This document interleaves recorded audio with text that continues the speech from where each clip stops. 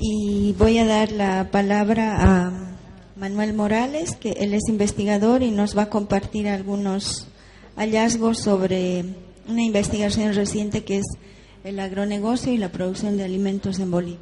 Un primer aspecto que tenemos que tomar en cuenta es que estas economías campesinas o pequeñas están en una relación proporcional con los agronegocios.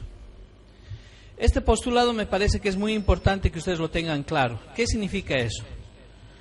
Un mayor crecimiento de los agronegocios va a significar un decrecimiento de las pequeñas economías campesinas.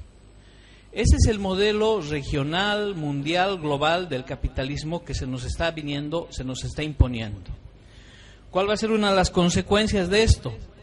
Que vamos a tener un país productor de alimentos con un movimiento campesino indígena marginal en la producción de alimentos. Ahora, aparte de la marginalidad, por ejemplo, el tema de las semillas. Un compañero hablaba sobre el tema de los transgénicos. Yo no les voy a dorar la píldora en el tema de los transgénicos.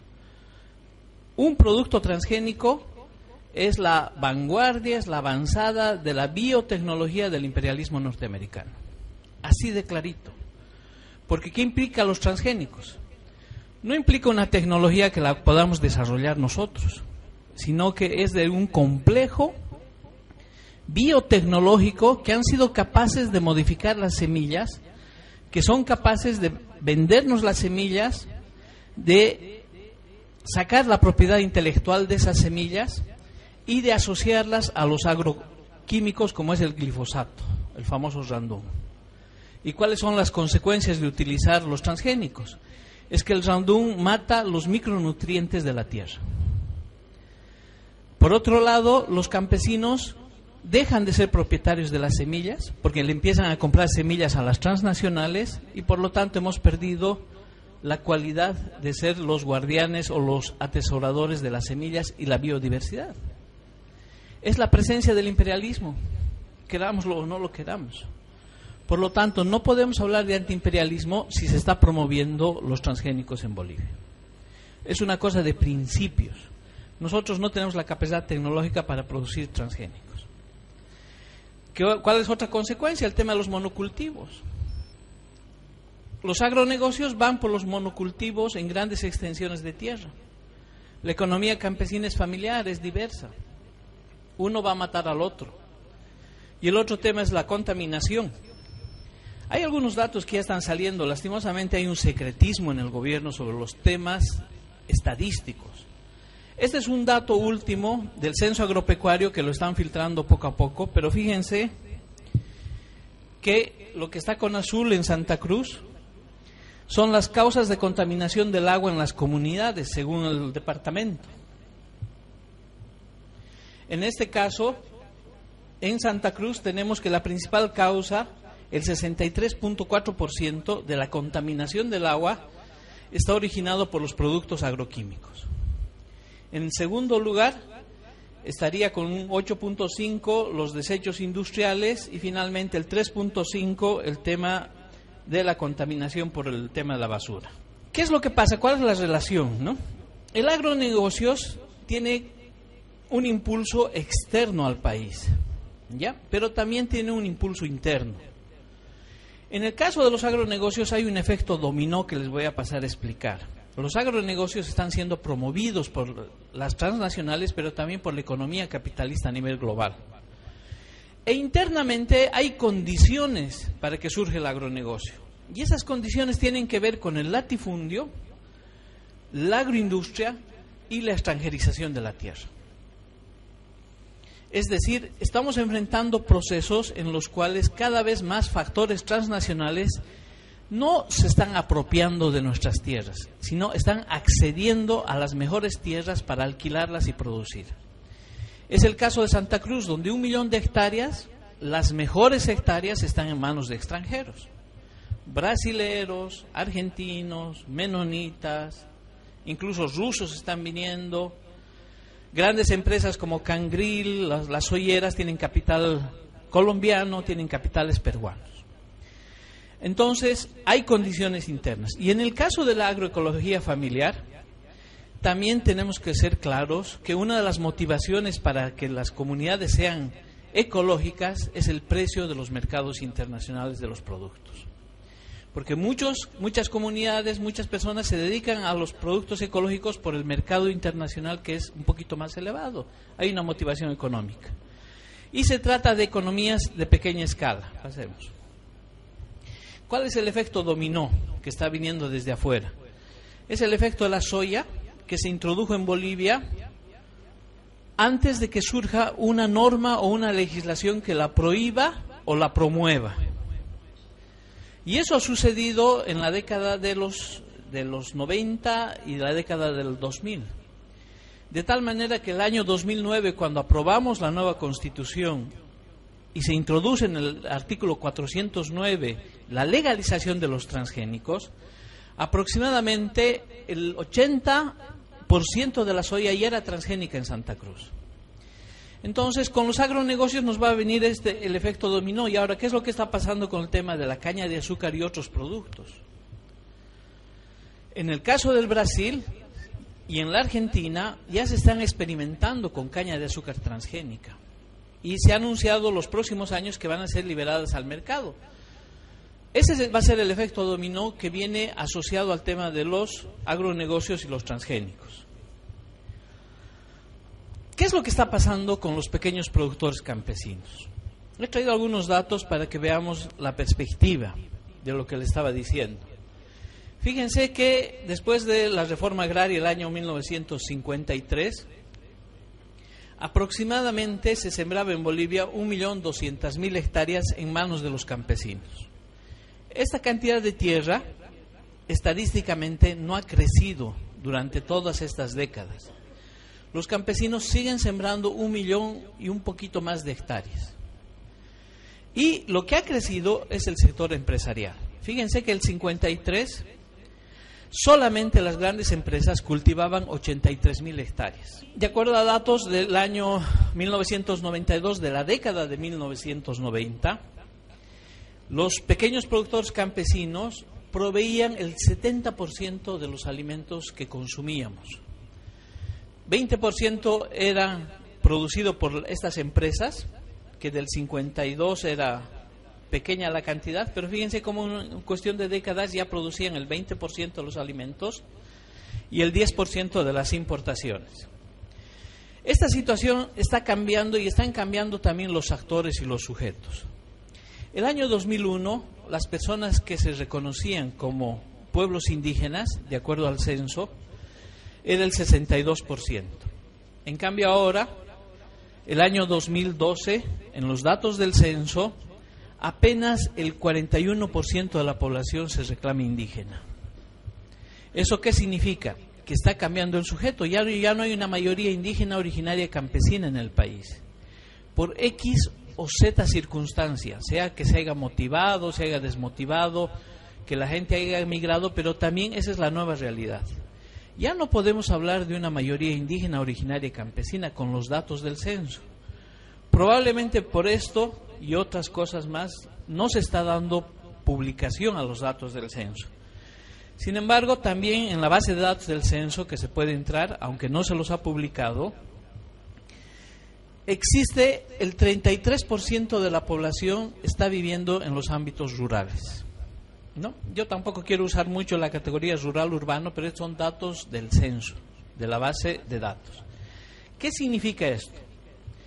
Que de 10 personas, porque tenemos más o menos 10 millones, 3 personas estarían viviendo en las áreas rurales. Sin embargo, de estas 3 personas, podríamos descartar a una, que son niños que no participan de la población económicamente activa. En las áreas rurales viven cooperativistas, viven profesores, viven transportistas, personas que no se dedican a la producción de los alimentos, y podríamos quedarnos, siendo así esquemáticos, con 2 personas. Es decir, 2 de 10 personas son los directamente productores de alimentos en las áreas rurales. Y esas 2 personas no nos están alimentando a todos nosotros, sino está introduciéndose el sector de la agroindustria como el principal alimentador de la población boliviana. ¿Y en qué nos están alimentando? Y ahí están los datos, ¿no? El sector de los agronegocios, como una tendencia que viene desde afuera, se ha apropiado de los alimentos que están vinculados a la producción industrial. Es decir, ellos están sembrando caña de azúcar que se industrializa, soya que se industrializa, uvas que se industrializa. En el caso de la quinoa sería una excepción, pero los productores campesinos de quinoa que hay en la zona andina no la están transformando, la exportan o la sacan de contrabando al Perú y no nos sirve como un alimento para los bolivianos. El 90% de la quinoa se va afuera del país, que es un producto industrial. ¿Y cuáles son los otros productos que se está produciendo en Bolivia? 7% frutas, 2% hortalizas, 9% tubérculos, 2% forraje. El 80% de los productos son industriales. Y el problema que tenemos es el siguiente, que las pequeñas economías familiares o campesinas estarían anclándose en la producción de frutas, hortalizas, tubérculos y forrajes. Y este sería un elemento de discriminación. No encuentro yo hasta ahora que haya políticas del gobierno para incentivar a los pequeños productores a otras áreas, a otros rubros, que puedan encarar ellos la producción en ramas de alimentos industriales y que se les esté apoyando para que ellos sean también transformadores en la producción de productos industriales. El caso de la leche, el caso de la carne, el caso de los pollos. En Bolivia se está produciendo cada año 113 millones de pollos las granjas avícolas, con granos subvencionados por el gobierno. ¿Dónde están los pequeños productores con su producción de pollo ecológica, sin la famosa hormona del crecimiento que se le está inyectando a los pollos y a las vacas? Y ojo, esa hormona del crecimiento no la produce una industria nacional, también es parte de los productos Monsanto, como lo es el Roundup y el glifosato. El otro tema, ¿no?, es que el gran productor de alimentos evidentemente es Santa Cruz o la zona de los llanos, ¿no?, el 76%. El altiplano se está quedando rezagado con el 8% y los valles con el 16%. Pasemos. ¿Qué productos están creciendo mucho en la producción, ¿no? Y este también es un indicador que nos ayuda a conocer qué es lo que está pasando con las economías campesinas. El elemento que más crece cada año es la caña de azúcar. 56% hay un incremento en la producción de caña. El 20% crece la soya. Otros productos el 22%, que son varios, y el 2% el trigo. Hay un incremento en la importación de alimentos. Es decir, no hemos logrado garantizar la soberanía alimentaria. Un país que importa alimentos es un país que es vulnerable desde la óptica de la soberanía alimentaria. Fíjense, de 3 marraquetas o de 3 panes que comemos los bolivianos, un pan es producido con trigo boliviano, que en su generalidad la produce la NAP. 2 panes, 2 marraquetas, son hechos con harina y con trigo importado. Un pan es importado de harina y trigo argentino y el otro pan es importado de harina o trigo norteamericano. ¿Dónde hemos consolidado nuestra capacidad de ser independientes y autosuficientes en la producción de trigo? ¿Quiénes son los grandes productores de trigo en Santa Cruz? Es la NAP, que son soyeros. ¿Por qué el gobierno no les obliga a sembrar más trigo, so pena de expropiarles las tierras que tienen y dárselas a los pequeños productores, a los campesinos, para que ellos siembren trigo? Estamos hablando de un tema de independencia, de soberanía nacional. Estamos volviendo a ser dependientes del enemigo al que tanto atacamos, que es el imperialismo norteamericano. Son estas las situaciones que nos llevan a importar casi 500.000 toneladas de alimentos cada año. El Producto Interno Bruto Agropecuario está fluctuando por el 12%, con tendencia a decaer en Bolivia. podríamos decir que estaríamos hablando de un histórico del 12 al 13%. De ese 12 o 13%, los empresarios producen el 10% del PIB agropecuario en Bolivia. Los pequeños campesinos, las pequeñas economías, están produciendo entre el 1 y el 2% del PIB agropecuario. ¿Qué significa esto? Que económicamente están siendo marginalizados. ¿Cuál es el papel del Estado? Es necesario precisar qué está haciendo el Estado en términos de políticas públicas y de fomento. Nosotros sabemos que en el pasado podríamos decir que hasta el gobierno neoliberal era un Estado anticampesino. Y hay pruebas para demostrarlo. Enemigo de los campesinos para quitarles las tierras a las comunidades, enemigo de los pueblos indígenas, fomentadores estos gobiernos de la extranjerización de las tierras desde la época de Pando, durante las dictaduras militares, trayendo a menonitas, intentando traer migraciones rodesianas, racistas, de todo tipo. Un Estado anticampesino. Y ahora, ¿cuál es en el presente el Estado plurinacional en relación a los pequeños productores? Vamos a pasar a ver rápidamente. Para eso me he tomado la molestia de hacer un análisis del sistema normativo agrícola alimentario del Estado plurinacional. Me he leído todas las leyes que han salido desde el año 2006. No estoy tomando en cuenta los decretos supremos, porque en los decretos supremos hay cosas que hay que analizarlas con más calma. Por ejemplo, en los decretos supremos está toda la política de subvención a los ganaderos de Santa Cruz y del Beni.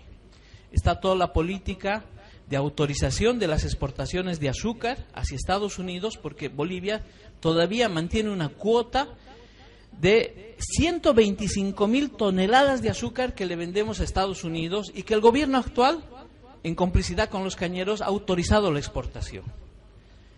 También están las autorizaciones para la exportación de soya. Pero esos son los decretos supremos que no los he tocado. Son 49 leyes que han salido desde el año 2006, el 2007. Ha habido un lapsus. No han habido leyes dedicadas al sector agrícola, campesino, agroecológico, entre el año 2009 al 2010. De estas 49 leyes, aproximadamente el 72% han sido emitidas entre el año 2011 y el 2013. Es decir, podríamos decir que en ese periodo de tiempo se ha concentrado la legislación boliviana plurinacional en sacar leyes dirigidas a este sector. ¿Qué es lo que tenemos? En la nueva Constitución Política solamente hay 5 artículos al desarrollo rural integral. No hay un régimen agrario, no hay un régimen campesino en la nueva Constitución. Y solamente en el artículo 407 se habla, en el inciso 3, de promover la producción y comercialización de productos agroecológicos e implementar la educación técnica productiva. Dentro de estos 5 artículos, el 409 es el más letal, porque ha legalizado la presencia de los transgénicos en Bolivia. Entre el año 2006 y 2007 salen 4 leyes. La ley de atajos de agua, la ley de producción agroecológica y forestal no maderable ecológica, la famosa ley 3525, una ley de agricultura ecológica en Tarija y una ley para crear una empresa ecológica del arroz en el norte del departamento de La Paz. El año 2010 han salido 3 normas.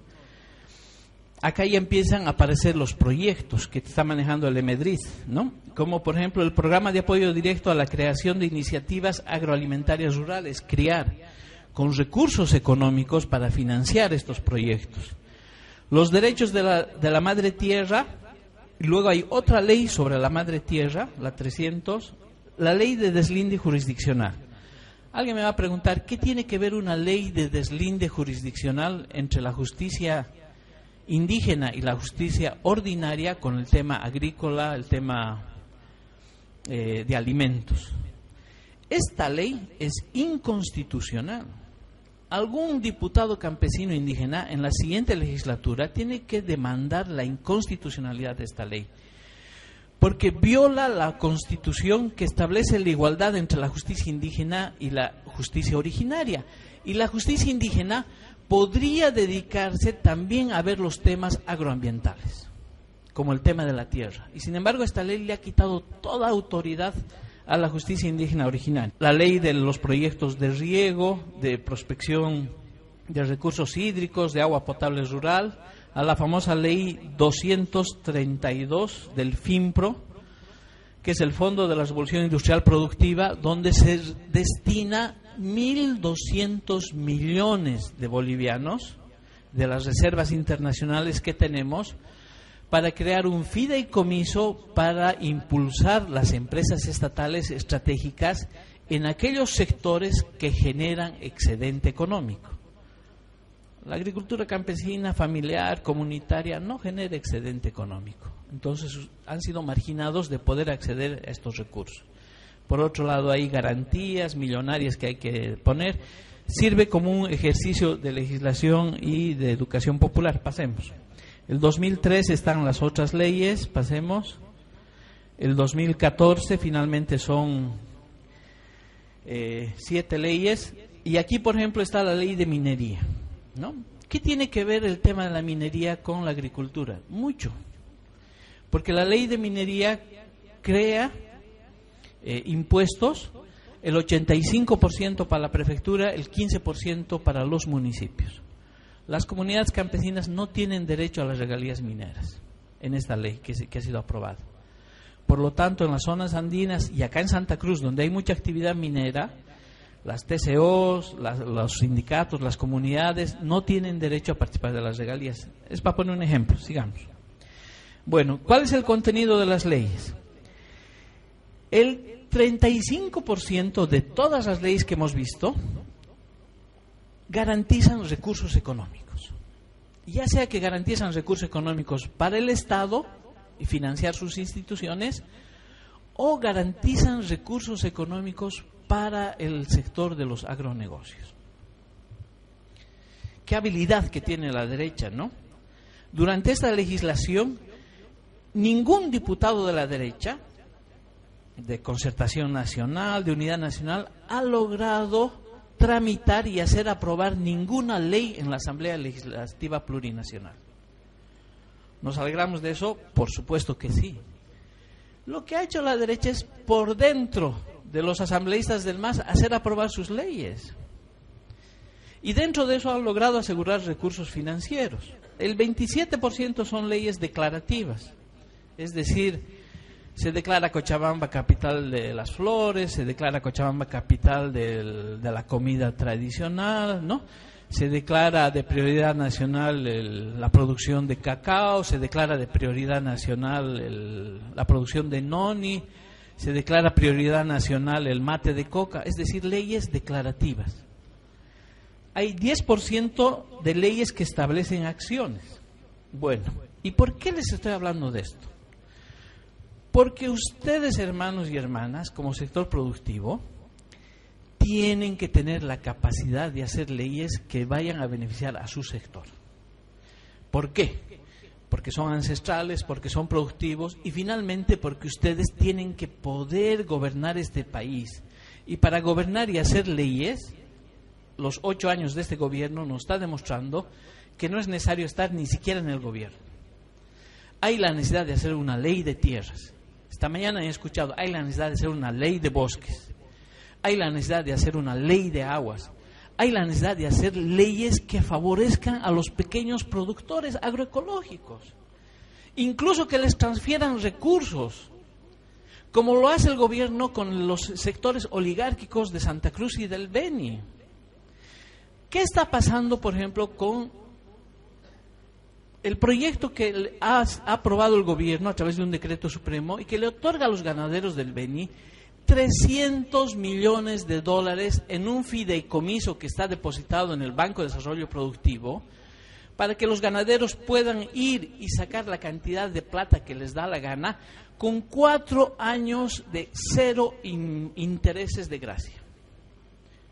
¿En qué momento el gobierno es tan generoso con los pequeños productores?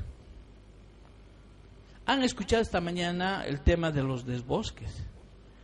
Hay 2 leyes sobre el tema de los desbosques. Una primera ley donde establece las multas y una segunda ley donde también corrige la tablita y establece el perdonazo para los grandes empresarios que han deforestado Santa Cruz. Y esa es una ley también inconstitucional.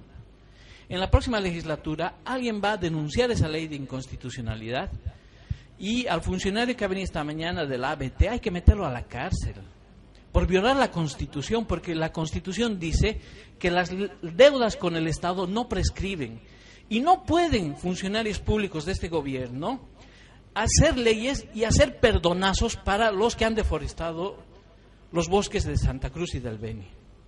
O sea, es inaudito. Pero ¿por qué va esta reflexión? Porque ha llegado el momento de que los pequeños productores nos empoderemos y hagamos leyes a favor de nosotros. El viejo Estado neoliberal era anticampesino. El actual Estado está a favor de los agronegocios, hermanos. No nos dejemos engañar por falsos discursos. Veamos la realidad. ¿Cómo está creciendo el sector de la agroindustria en Santa Cruz?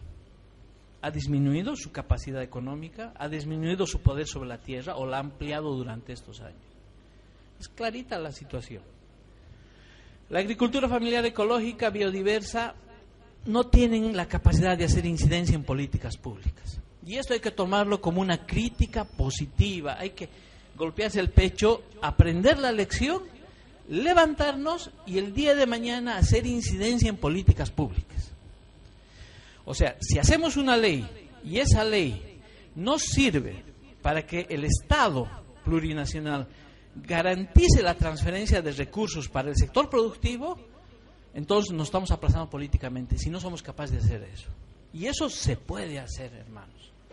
Buscamos un diputado, o de repente ya lo tenemos, en esta elección vamos a tener varios diputados, la soga al cuello, hermano, haz aprobar esto. Incidencia en políticas públicas. Ley para los pequeños productores, familiares, campesinos, agropecuarios. Ley con recursos económicos, financieros garantizados, tal cantidad en un banco para que ustedes puedan acceder a eso, con 4 años de gracia también, o finalmente con tasas de interés que sean razonables, con posibilidad de que ustedes puedan manejar esos proyectos y se puedan levantar. Hay que hacer una ley de tierras, urgente ley de bosques, porque si ustedes se duermen, durante los próximos meses no sabemos qué tipo de parlamento vamos a tener y qué intereses van a defender los nuevos parlamentarios. La batalla está planteada de esa manera. Esta reflexión es muy provocadora, porque ese es mi estilo. Finalmente, yo traigo el encargo también de las organizaciones de la Vía Campesina, de la Coordinadora Latinoamericana de Organizaciones Campesinas, la CLOC, de que no desmayen. Tenemos que dar una lucha contra el latifundio, una lucha contra la extranjerización de la tierra y una lucha contra los agronegocios. Es un tema de vida o muerte. Muchas gracias.